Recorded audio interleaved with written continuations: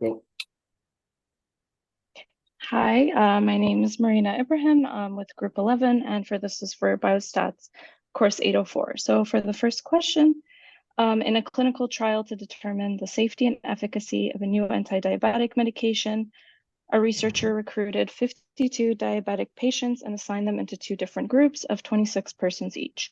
The first group was prescribed a conventional medication, metformin, while the second group was given the new drug, tirzepatide. The serum amyloid protein, SAA, tumor necrosis factor, and interleukin-6 of the patients were measured after a week of medication as shown in the dataset. So the first part is just stating the null and alternative hypotheses. So for serum amyloid protein, the null is that there is no significant difference in the SAA levels between the conventional group and those taking the new drug. The alternative hypothesis is that there is a significant difference in the SAA levels between the two groups. For tumor necrosis factor, the null is that there is no significant difference in the TNF levels between the conventional group and those taking the new drug. And the alternative is that there is a significant difference. For the interleukin-6, the null is that there is no significant difference in the IL-6 levels between the conventional group taking the metformin and those taking the new drug tirzepatide. And the alternative is that there is a significant difference in IL-6 between the two groups. So the second question is just determining the normality of its distribution. So Okay. Graham's gonna run the Shapiro test for us here. All right. So my name's Graham. So I'll just be talking about the code. Thank you. So in order to determine the normality of the distribution in the values, we can use the Shapiro dot test. And we're looking at the diabetes study. And then we have three values here. So we have for the SAA, we have for the TNF, and then we have for IMS6. So these are the values that we get, and then we can explain the things. Okay. So based on this, because for the SAA, the P is less than 0.05, so there is a significant difference between the expected outcome from the normal distribution. Because the normality of SAA is significantly different, we must use the Wilcox rank sum test, which is the non-parametric equivalent of the unpaired t-test. For the TNF, the P is the P is greater than 0.05, which means there is no significant difference between the expected outcome from the normal distribution. And because the normality of TNF is not different from normal, then we can use the unpaired or independent t-test. The same applies for the IL-6, being as our p-value is greater than 0.05, there's no significant difference between the outcome from the normal distribution, so we can also use the independent t-test as well. And just a little bit to look at some of this data here. So what we can do, we can assign the metformin group, let's say blue, and then the tirzepatide group orange. By plotting two histograms on top of each other, we can kind of get a look at what's going on. So we have a histogram looking at diabetes specifically for metformin for the value SAA. So here's that right here. And then we'll look at tirzepatide. Then we can look at the density lines for the metformin using this lines function density, looking at the study the value. The metformin and the tirzepatide, so that kind of gives you a visual representation of what is going on. And we can also do that for the IL-6. I'm sorry, TNF. There's metformin, tirzepatide. Looking at the lines. Religion. So you can kind of see those look a little bit more similar. Finally, we will look at IL-6. First for metformin, then for tirzepatide, and then the density lines for both. and then 11. And just like how Marina was saying, so for the SAA, we can go ahead and use the Wilcox test for this one, and then for the other two, we can use a t-test because these are two significantly different values. So go ahead and use the Wilcox test for the SAA in the diabetes study. So we got the value there. We'll use this t-test function for the TNF group as well as the IL-6. I think this is for TNF. And then finally, the IL-6. So, Marina, you can go ahead and explain what these mean. Yeah, so based on all of the t-tests, the Wilcox, we can conclude that for the SAA, we will reject the null hypothesis and accept the alternate hypothesis. Also, this difference in the means between the metformin group and tirzepatide are significant. And so there is a significant difference in the levels of SSA between the two groups. For the TNF, we are unable to reject the null hypothesis. And the difference between the metformin group and the tirzepatide group is not significant. So, but perhaps a larger sample size could potentially identify a difference between the two groups.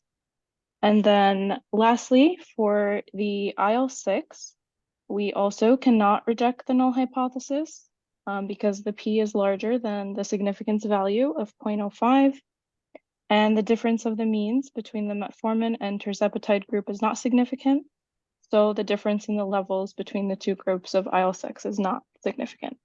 So that's the end of question 1, and I'll turn it over to my colleagues for question 2. Okay, so hello, my name is Shravi Yarneni, and I'll be talking about some of question 2.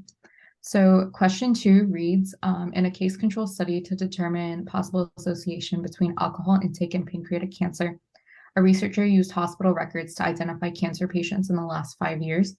He got 20 patients and matched them with 30 controls, the non-cancer patients. He obtained more biodata about the individuals, including their drinking habit, as shown in the dataset attached. So for number 1, it says state the null and alternative hypothesis in determining a possible association between alcohol intake and cancer.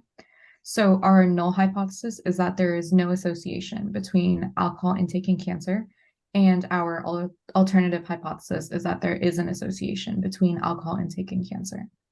Number 2 has 2 parts, and it states conduct the appropriate test statistics, A, for association between alcohol intake and cancer, and B, for association between gender and cancer. So for part 1, we're talking about the association between alcohol intake and cancer. The code we used is View Cancer Alcohol Study, which is the name of our data set. We stratified the data using the code STR Alcohol Cancer Study to make the data easier to interpret. We created a contingency table with the code contab and then table cancer alcohol study and alcohol intake for one factor and cancer status for the second. And this is visualized with a mosaic plot and the code mosaic plot contab, which is the contingency table. And that's the visual we have. The x-axis is alcohol use and no alcohol use, and the y-axis is positive and negative for cancer status. This is best analyzed using a non-parametric test, and we use the Fisher's test. The code we used is fisher.test and then contab. The results for this, the p-value we got is 0.0009, and the alpha we had set was 0.05. So based on the Fisher test, we can reject the null and conclude that there is a significant association between alcohol consumption and cancer rates. And for part 2, we are looking at the association between gender and cancer. And again, we did the same thing. We created a contingency table using the code contab And one factor is gender, and the other was cancer status. And we again visualize this with the mosaic plot, which is seen there. The x-axis is gender of female and male, and the y-axis is positive and negative for cancer status. And again, we analyzed with the Fisher's test. The p-value we obtained here is 0.01039, and our alpha was again set to 0.05. So based on the Fisher's test, we can reject the null and conclude that there is a significant association, again, between gender and cancer rates as well in this data set. And I'll turn it over to my colleague for the next part of the question. Great, thanks very much. My name is Sunny Dipgill, and I'll take us over for the final part of the question. So the final part of the question asks us if there is any significant difference in age between people who are cancer positive and people who are cancer negative. So the best way we decided to do that was to stratify the data, create two separate data sets of age groups, the people who have cancer, the people who don't have cancer, find the normality of each of these sub data sets we created. Then from there, decide what test, a parametric or non-parametric, to use to make a conclusion one way or the other, if age is associated with cancer or not having cancer. So basically what we did in R was we created an index of cancer positive patients, which we used the double equal sign to label them as positive. From there, we were able to create two sub data sets, cancer, people with cancer and people without cancer. The people with cancer, we used the age of the index that we created of the people who were positive, as we defined earlier. And then the no cancer data set, we were able to use the exclamation index, which indicates that we are using the opposite data. So as cancer has all the positive people, no cancer has all the negative people, which is exactly what we wanted. So from there, we want to determine the normalcy of each of these sub-data sets. So we run the Shapiro test for both cancer and no cancer subgroups. What's interesting is we find two different values, one that indicates normalcy and one that indicates no normalcy, because one has a p-value greater than 0.05, one has a value of less than 0.05, as we defined as our alpha. Because of that, we need to use a non-parametric test. And since we've been using the Mann-Whitney U-test, otherwise known as the Wilcox test, I think it's an appropriate test to use for these two data subsets. So we run that, no cancer and cancer and Wilcox. We get a p-value greater than 0.05. That means we fail to reject the null hypothesis that there is no relationship between age and cancer. So it's interesting because usually with cancer, you expect it as age goes up, cancer rates would also go up. So we want to just double check and make sure that is correct. And an easy way to do that is to visualize the data that we already have. So we created a histogram of the cancer subgroup that we created, and we can use the par function to basically graph multiple graphs at once and compare them. So we just made, if we look here, we have a nice histogram of both positive and negative cancer data sets, and it checks out with our conclusion. You can see the spread of data here. There's no one color one side, another color another side, and it makes sense that in this small data set that we would have a mix of age ranges with cancer. So it checks out that there would be not an association between age and cancer positivity versus cancer not having cancer. And with that, we will conclude our presentation. On behalf of Group 11, I'd like to thank you for watching our presentation today. We hope you enjoyed it and learned something new in R, and thank you again.